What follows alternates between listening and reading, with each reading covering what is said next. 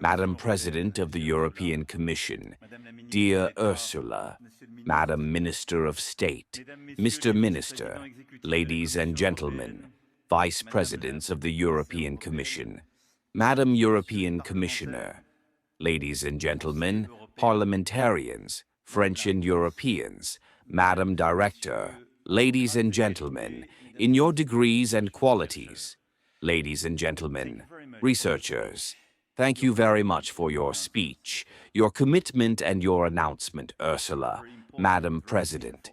It's very important and very special for all of us to have you here today. And I also want to thank our panelists for agreeing to stand today and defend the cause that is theirs, and that is ours. I will speak in French. I am very happy, if I may say so, to return to Sorbonne. Several times here we have spoken together of Europe, and of this Europe, of freedom, of prosperity, of humanism, of knowledge. And deep down, I would like to start by saying that this is really what is at stake today. And you have reminded me of this by summing up the discussions we had this morning, Madame President, but I think we should not reduce what is at stake today.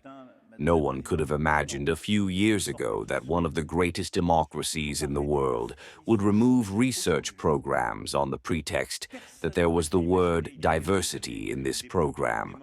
No one could have imagined that one of the greatest democracies in the world would be able to get visas from this or that researcher, sometimes from those who had contributed to its own digital security. No one could have imagined that this great democracy in the world, whose economic model is so strongly based on free science, on innovation, and on its capacity, moreover, over the past 3 decades, would have innovated more than the Europeans and spread this innovation more than they would have made such a mistake. But we are here. And starting with the issues, we must measure that we are at a very deep break where the unthinkable is at the heart of our news. Basically, it is as if since the COVID-19 pandemic, we have been constantly living in times where the unthinkable was happening. A geopolitical break, an economic break, a break in political landmarks. But this is the world we are living in. So, when I said that what is obviously at stake is the heart of what we are, I say it in this place. And I had the opportunity to say it a few weeks ago at the Université du Caire. It is even more true for Europe. Travel through Europe, and you refer to Bologna, the oldest places, the oldest institutions that hold us, are our universities. And the Europe of the Renaissance, then that of the Enlightenment, is built on this desire to understand the world, to have a free science, to be able to train the best minds, and to be able to understand the world to the measure of man, in the generic sense of the term. And everything that binds us rests on this ability to train free and rational individuals. Because we have access to this open, free science, to the possibility of debating, but from facts, from truth to a scientifically established moment, and then that may be rejected by other researchers, judged each time by their peers. This is all that binds us and holds us. This is what designed our models, and this is what holds our relationship to knowledge, but also our relationship to democracy, and our relationship to economic efficiency and competitiveness. Without free science, we lose these 3 pillars of our societies, which is at the heart of Western liberal democracies. And first of all, this relationship to truth. If we consider that the truth is revealed, if we consider that there is forbidden research, if we consider that there is good and evil in research and that we can decide whether to finance it or forbid it, then we lose this ability not to agree together, as Voltaire said. That is to say, it is the very possibility of knowing and having a solidly established freedom of opinion. Nothing less than that. And so, yes, let's cherish open, free science, which is at the heart of our societies, and let's refuse a dictatorship that would mean that a government, whatever it is, can say it is forbidden to look for this or that, and that it would be forbidden to look for women's health, that it would be forbidden to look for cyclones or the climate, because each time there are also lives at stake, because each time there are also the progress of our humanity that are at stake. It is a moral and human imperative, but it is the very basis of our Europe, of our societies. And you said it, Madam President, the stand-up for science, which has been pushed by many researchers, and I want to say here all our gratitude, is now relayed by this Choose Europe for Science, which aims to support this initiative and to allow researchers from all over the world who believe in this open science for all to join Europe and to be able to work on it, to look for it, to teach it, them and their families, freely. The second thing is that there is no democracy that lasts long if there is no open, free science. How can we debate in our societies if the relationship between facts and truth is questioned either by a kind of absolute relativism, complete skepticism, or once again because there would be a revealed truth, because the political power at some point could say, this is true, this is false. The very possibility of our democracies is to debate, but to debate on facts that are at the moment firmly established, and where there is a scientific authority, and many here are more eminent than me to say so, but where there is an authority that has legitimacy recognized by the fathers, that of having studied more, read more books, of being recognized, of having thus established research organizations, universities, of having been able to direct the work of others, and of being able to teach. Next to academic freedom, there is indeed an authority of knowledge, but it is essential for our democracies because it distributes the true from the false. It allows us to say what is a fact and what is not. Otherwise, we would start to live. Perhaps we are already in liquid democracies, where to mix the true with the false becomes impossible, and which is basically the bed of conspiracies, therefore of emotions, since there is no longer a real relationship to the real or to the facts. And in doing so, we put at risk the very core of our democracies in their roots. That is to say, the possibility of having a public debate and public opinions forged in this way. Finally, this free science is the condition of our competitiveness. You mentioned it in your speeches. I know that you defended it this morning, and basically the best demonstration of this is the American model which, having founded its free science, which has been one of the most effective models in the world of transmission of fundamental research, and which, through its sectoral specialties and its financing capacities, has massively disseminated science and research in its economic model. This, moreover, has made this model more effective than the European model during the last 3 decades. It has created twice as much research per head. This is what we want to catch up with, what we believe in. But you see, basically, this strategic autonomy, to which we believe is not possible without an open free science, without a massive and sustainable investment in fundamental research, and of course, in the research applied in the capacity to then transmit it from the public to the private. And that is why it is so important in our societies, in our democracies, to keep this free and open science in our universities, in our research organizations, to allow those who are threatened to join our Europe as, in a way, a new port of attachment. And the example of Marie Curie is admirable in this regard. But there is a lot of Marie Curie to come, I hope, in this amphitheater, for sure in our laboratories, and in the laboratories of the whole world.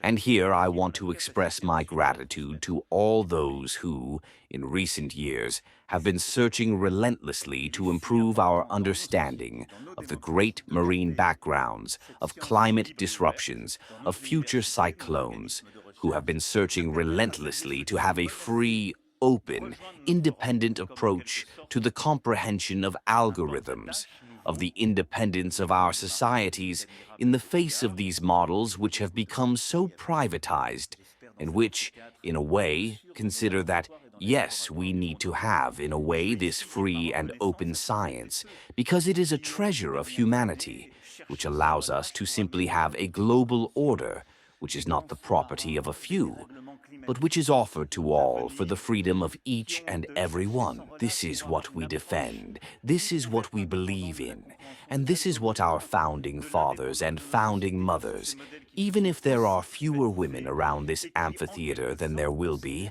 I hope, tomorrow when we will be the great figures of European research and thought. But this is why they are fighting, and this is why we must continue to fight. So in this context, we have done a lot together in recent years. Since 2017, I would like to remind you that in the face of climate skepticism, we had launched a program, Make Our Planet Great Again. I know that this morning some of you mentioned it, which allowed us to welcome the best researchers with welcoming conditions, which I want to congratulate our universities, research organizations, and which allowed us to continue some programs that were threatened in the name of this scientific universalism, twin of European universalism. In 2017, the PAUSE program, under the impulse of the Collège de France, was created. We have already committed 33 million euros to welcome nearly 600 scientists, and the state will continue to support this ambition through this program, as well as through other proposals, including legislative ones, aiming to better protect scientific refugees, and with them, academic freedom. And being a refugee also means being attractive and competitive. A lot of things have been done. I think of the chair of Professor Junior, which allowed to recruit 60% of foreign researchers or international researchers, which is 6 times more than what is usually the case in our recruitment. So, contrary to what the sad and malignant minds think, there is no eviction effect, but on the contrary, an emulation, a complementarity. And all the researchers who are here in this amphitheater know this. Science feeds on this emulation, a confrontation of a capacity to attract the best talents, which will allow us to train our best talents and to attract the best talents in our country. And for the state, additional means are being announced. And I also want to clarify a lot of things that I have been able to hear. Between 2020 and 2025, thanks to the Programming Law for Research, which is a first in the history of the nation, we have increased the budgets by more than 6 billion euros in total. And by 2030, 25 billion euros will have been added to the research budget. In terms of remuneration, since 2020, the bonuses of teacher researchers and researchers have already more than doubled. And in 2027, they will benefit from an average revaluation of 6,000 to 8,000 euros per year, in addition to 2020. And the National Research Agency supports projects more and better. In addition to the budgets of the ministries, France 2030 commits more than 8 billion euros through all the actions carried out in favor of teaching and research, including 4 billion euros invested in many research programs in all sectors: quantum, hydrogen, batteries, artificial intelligence, infectious diseases, digital health, where we continue to reinvest. These multi-annual means, coupled with revaluation, bottom-up support, as they say, and thematic programs on our priorities, allow us to lay the foundations of our strategy. Is that enough? No, and I strongly support the government and the ministers who want to create the conditions to consolidate this trajectory and have for next year and the following year the steps that are appropriate and are thus programmed. The government will soon make proposals in this direction. They are essential, because it is thanks to these efforts that our institutions and universities strengthen and our national strategies consolidate. These efforts also double a deep transformation of our research organization, which is just as essential. transforming our institutions into program agencies, consolidating the 29 university halls, consolidating sites that have been divided for too long. I think of the example of Saclay, how illustrative it is. Going even further in our objectives, means and performance contracts of our universities, which until then were only a tiny part of their budget, and which, for the first time, will cover 100% of their funding capacity next year. We need a profound reform of our research and higher education system to assume it while we continue to invest and to continue to attract the best. It is a whole.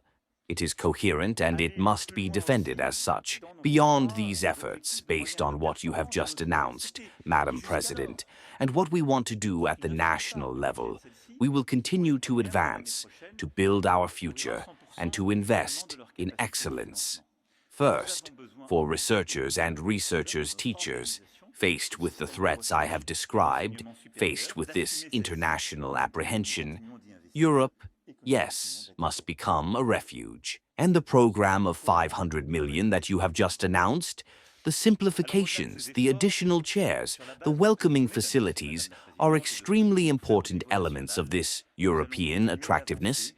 In the international context that we know, a large number of French institutions, and I would like to thank them, Aix-Marseille Université, the CNRS, Centrale Supélec, PSL, and many others have launched programs aimed at attracting researchers without waiting. Our Europe must do more. This is the program that you have just announced. Choose Europe for Science, with actions, funding, principles. And deep down, the message is simple. If you love freedom, come and help us stay free, to search here, to help us be better, to invest in our future. This is also the meaning of Choose France for Science that we launched a few weeks ago, which has aroused more than 30,000 connections, including 1/3 from the United States, several hundred open files. And the goal is, from the doctorate to the Nobel Prize, through postdocs and junior professors, to welcome as many as necessary, and with the sole requirement of quality candidates. Additional resources will be put in place, 100 million euros that the state will bring through France 2030. And I thank the teams and the Secretary General here, and I say this with force. A foreign researcher will not replace a French researcher or a European researcher. It is the very spirit of science to seek this cooperation, this emulation, this conversation. This is why it will be a specific funding that is thus deployed and announced today. This is also why it is a call for co-funding of all local devices by companies, foundations, all those attached to our independence and freedom, to put in place this mechanism of attractiveness for researchers and researchers' teachers. Then the other issue is the collaboration platforms and the data. And let us not underestimate it. There is indeed the welcome of researchers in search of freedom, but there is the environment, the collaborations, the provision of the necessary data. And beyond individual trajectories, what is put in question today, mainly given the pivotal role of the United States in global science, are the large structuring research platforms on a global scale, the essential databases in epidemiology, in climatology, which may be stopped, made inaccessible, or even, in some cases, irrevocably lost for science. And this is not a minor issue. A world without the GIEC, to tell the truth, of climate change would not be the same. And indeed, the GIEC, the IPEs, are today threatened. I am not talking about NOAA or others, or the databases of the NIH and several other large structures. France and Europe cannot allow this to happen. This is why we urgently need to put these databases under protection or recreate them to take over.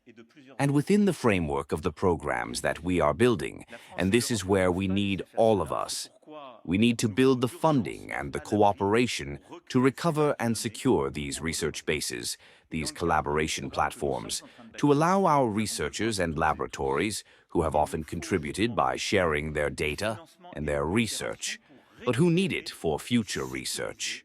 to continue their work.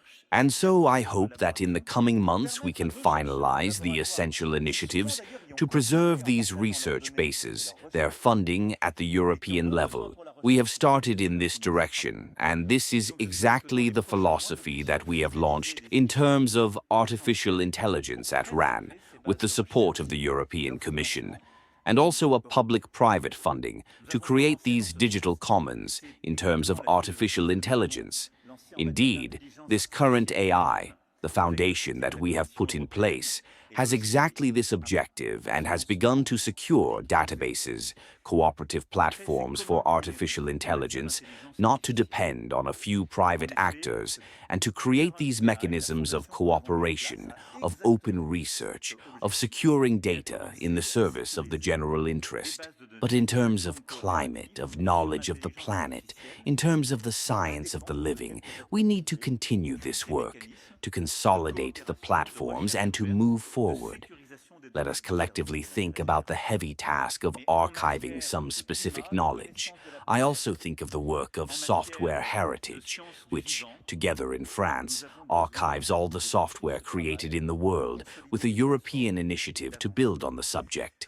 But I wish, beyond the question of our ability to attract researchers, teaching researchers, that we also have the capacity to preserve, consolidate, attract collaborative platforms and data in the service of the general interest. This massive investment in our research must also be thought of as European and through our programs. I said it, and it was also at the heart of Mario Draghi's report that you commissioned, Madam President, that there is no independence of our Europe, no strategic autonomy without a free and strong science in Europe. And choosing science is, in a way, even resolutely, to refuse vassality. And I say this here because I see a lot, and we have always had this hesitation in Europe. Let's look at the last few years. Here, even in 2017, I pleaded for a more sovereign scientific approach. I will be honest with you, I have not always been fully followed, and we have sometimes failed because it was so comfortable to be hand in hand with the Americans. There was a strong conviction of many Europeans that we would never give up. And then it's as if it were us. It's not true. The cloud, we have tried. France has pushed a lot. We have made, I think, a very profound mistake not to have a real European cloud. And besides, we have to get back to this task. We cannot depend on a few American companies to have a real cloud, because it also goes against the general interest of Europe. It is a necessity. And every time we have dependencies, we create a vassality. We were right to preserve the free and sovereign access of Europeans to space. We were wrong to leave some of the satellite coverage to private actors. We saw it again with the threats made in Ukraine a few weeks ago. I will say it very clearly here. There is no happy vassality. There may be an unconscious vassality for a few moments. There may be a pleasant side to not making the investment that is supposed to become independent again. But in the end, we always end up paying. And the strategic awakening that we have been living for a few months should not be, in a way, experienced as a simple bad moment to pass. It is a strategic awakening. We must therefore find everywhere, in all segments of research and our industry, this strategic autonomy that is essential. And I want a Europe, for my part, where the ability to seek, understand, teach, innovate does not depend on China or the United States of America when it comes to algorithms that rhythm our societies, when it comes to access to space, when it comes to understanding our oceans, when it comes to understanding the climate, semiconductors, etc. And we have everything to do it. Simply, sometimes we have to organize ourselves. Simply, sometimes we have to accept to find European financing and competitiveness. In this regard, we need to simplify. We have started to do it. We have to go much further. This is one of the essential reforms for the French landscape.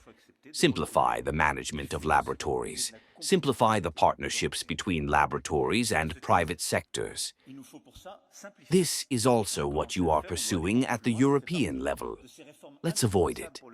The second is to take responsibility so that everyone leads an ambitious scientific policy as part of a unique strategic discussion with all partners.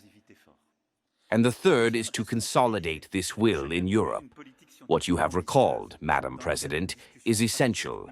Horizon is an essential lever. ERC synergy is a treasure. And many here are from these programs that finance the best projects. I think we can move on to several additional initiatives. We have been able to do in France, which was a treasure invented about 15 years ago, to finance the LABEX, an initiative that supports the laboratories of excellence over several years. We want to extend it to the French level. We should bring to the European level an ability to finance LABEX, that is, not just projects, but teams for several years at the European level, with European funding. This is more simplicity, more visibility, and it is based on a judgment and an assessment of the pairs. This is how we will create more competitiveness for our research. We must also better define our programmatic ambitions in the critical areas. And at the same time that we finance the bottom-up research, we must assume, as we did with the peak on some major projects, to say that we have perhaps a dozen projects of the century on which we must assume to invest massively, to prioritize and to create synergies in terms of health, infectious diseases, vaccinology, zoonoses, and human transmission, in terms of space, whether it is access to the moon or observation missions, in terms of quantum, in terms of artificial intelligence, in terms of circular economy, which is so important for the sovereignty of our Europe, we who neither have fossil fuels nor the rare earths and minerals on which we recreate dependencies to make our ecological transition. Circular economy is key for that. In terms of aging and regeneration, huge challenges for our societies. In terms of nuclear, energy, fusion. In terms of climate, whether it is the understanding of the Earth or the research on our oceans. In terms of electronics and the most advanced chips. And to name a tenth, in terms of critical thinking and the fight against disinformation, whether it is health, climate, or science. I have only mentioned 10 projects of the century. I am certainly not exclusive, but I think that these 10 projects are fundamental on which we must invest massively in Europe. In these 10 projects, there are the challenges of our societies, societies that we know are aging, a society that is dependent on fossil fuels and rare earths and minerals that it does not produce, and a society that can create dependencies on tomorrow's transitions, on some of these technological ruptures, and a society that wants to preserve its critical spirit and its academic freedom. In these 10 major sectors, let us invest massively. Let us launch 10 major European programs. Let us also try to build cooperation between countries. We will begin to do so in a few days with our German partners. But let us also open it to all our partners outside the European Union, our British neighbors who want to come back with us, but from India to other major countries.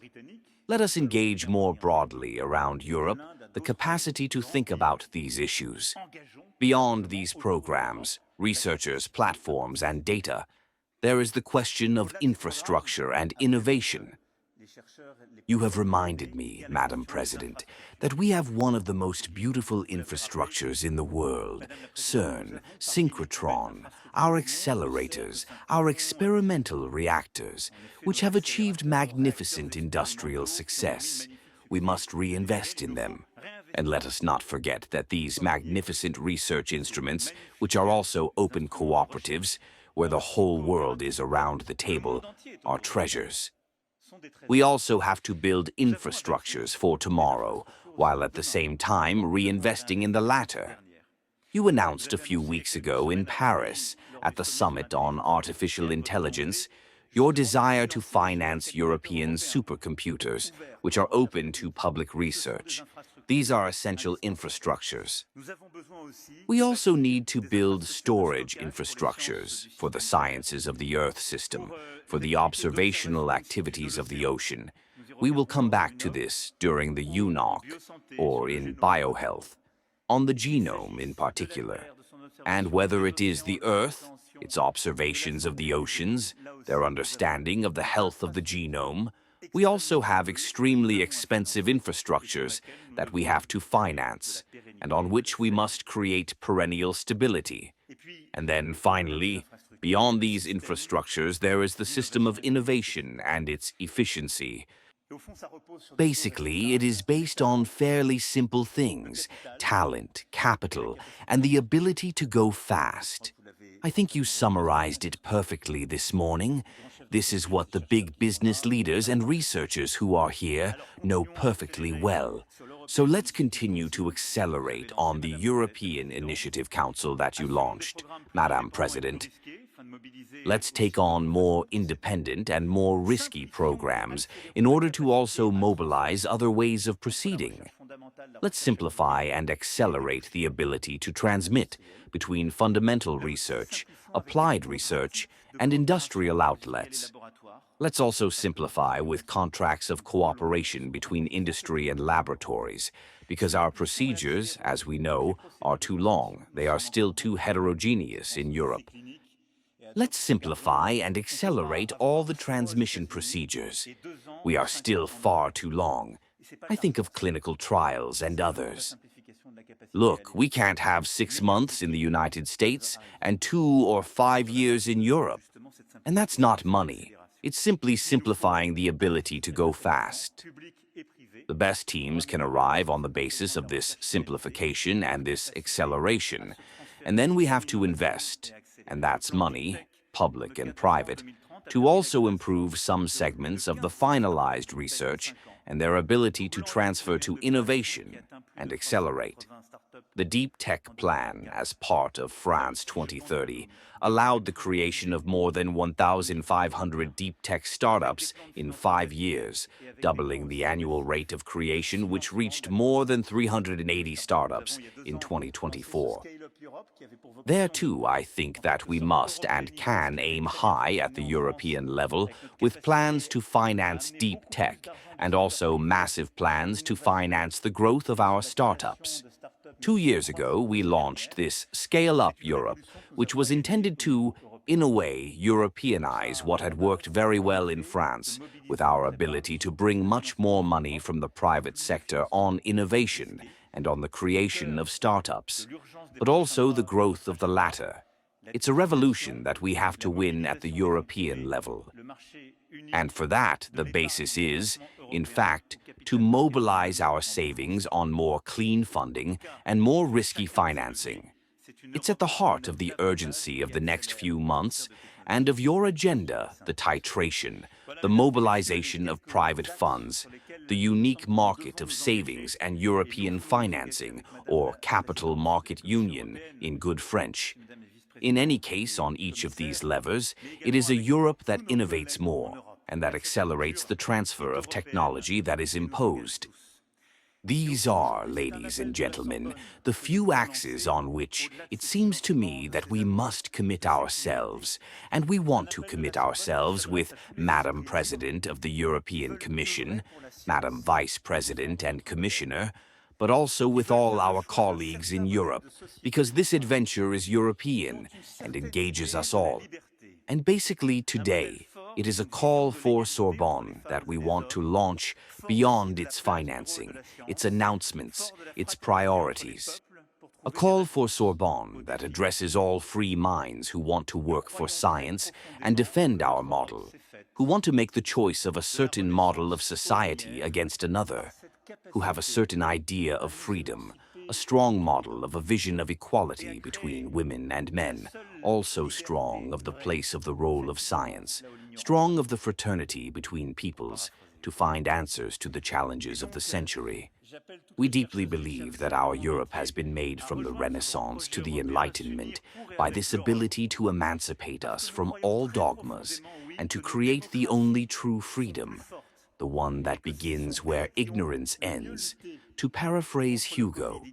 And so I call on all researchers and researchers from around the world to join this great European project, to unite for and with Europe, because we deeply believe that our democracies are stronger and that they have fought the best against COVID a few years ago through controversies, open debates, but also a science that is advancing in an open sky, looking for, tackling, innovating, creating, contradicting, and contradicting. We do not believe in a model of decision that would only be based on the dictates of a few, or decisions based on a revealed science or the choices of one or the other. And so join this Europe that indeed believes that democracies will be stronger tomorrow to eradicate cancer, to allow the climate transition, to better understand space like the great seabed, and ultimately to build a knowledge in the service of human progress. Join for this model of freedom, of knowledge that is this European hope. This model is the one we believe in, and this call is a call to researchers from all over the world, but also a call to youth. Yes, I call on all young people to join and to commit to science and, in particular, a call to young girls. Our nation needs to attract all talents to science, and in particular to attract more young girls and young women to scientific and technical fields. And it is a call for this free, independent science that we believe in, for lucidity, for reason, for this continent that has been able to form more than 500 Nobel Prizes, and that will continue to form even more. Europe will continue to build its independence, its solidity, its strength, through knowledge, open, free research, and by the young people of today and tomorrow who will join it. This call for Sorbonne today that we are launching with Madam President and with all of you is, deep down, the profound affirmation that we believe in what it has done for us. Knowledge, freedom, the ability that the youngest in our nations continue to return sometimes to the dogmas in which we believe, to be constantly led by doubt, to question the fundamentals that were ours, but to do so freely, in a permanent dialogue with their fathers all over the world, and to do so in the service of this vision that we have of universalism and nothing else. Long live research, long live open, free science, long live Europe, long live the Republic, and long live France.